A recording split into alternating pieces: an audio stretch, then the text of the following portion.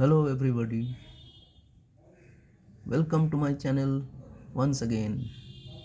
If you haven't subscribed till now, please do it so that I can post this kind of videos again and again to help you in your medical entrance examination. Now this video is regarding malarial protozoan cycle. Malaria. Mal means bad and area means air. It is caused by known four species of Plasmodium. One is Plasmodium vivax, another is Plasmodium malari, another is Plasmodium ovale, and the most difficult and most harmful one is Plasmodium falciparum. This causes malignant malaria. Now we go through the life cycle of Plasmodium as you can see over here.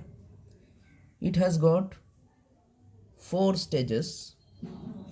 The whole life cycle is completed in four stages, that is pre-erythrocytic stage, exoerythrocytic stage, erythrocytic stage, and post-erythrocytic stage. The stage of the parasite that is infected to man is sporozoid phase. The sporozoids are present in the salivary glands of mosquitoes. Now when mosquitoes inject their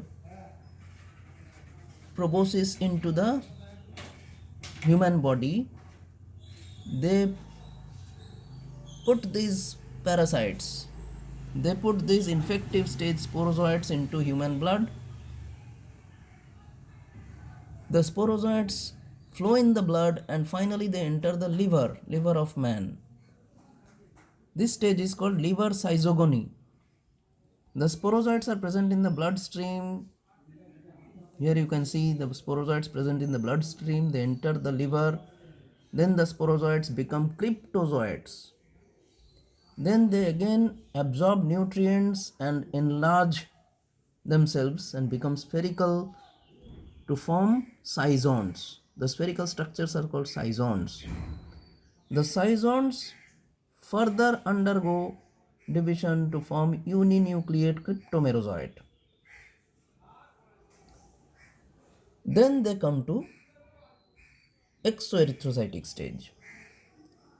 The liver cells burst open to release the cryptomerozoites.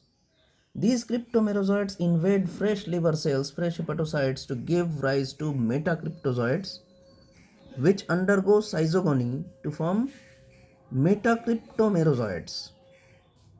The metacryptomerozoites enter the RBC again and form rounded trophozoites. This is called erythrocytic stage since they enter the RBC. They form rounded trophozoites. This is the structure of trophozoites, having a nucleus, having a vacuole, having mitochondria and reddish hemozoin granules. These are toxic in nature. The trophozoites further undergo enlargement by taking nutrients, by engulfing cytoplasm, and form a signet ring-like stage by forming an enlarged vacuole and pushing the nucleus towards the periphery. It appears just like a signet ring, so it is called signet ring stage. The hemoglobin is broken down over here to form hematin.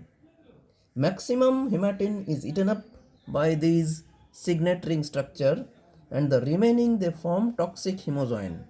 These toxic hemozoin are released time to time and they cause chills and fevers.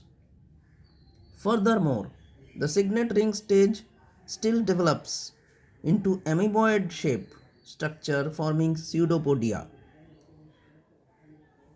The pseudopodia start to engulf other particles from the surroundings and they form dotted structures, eosinophilic dotted structures known as Schuffner's dots.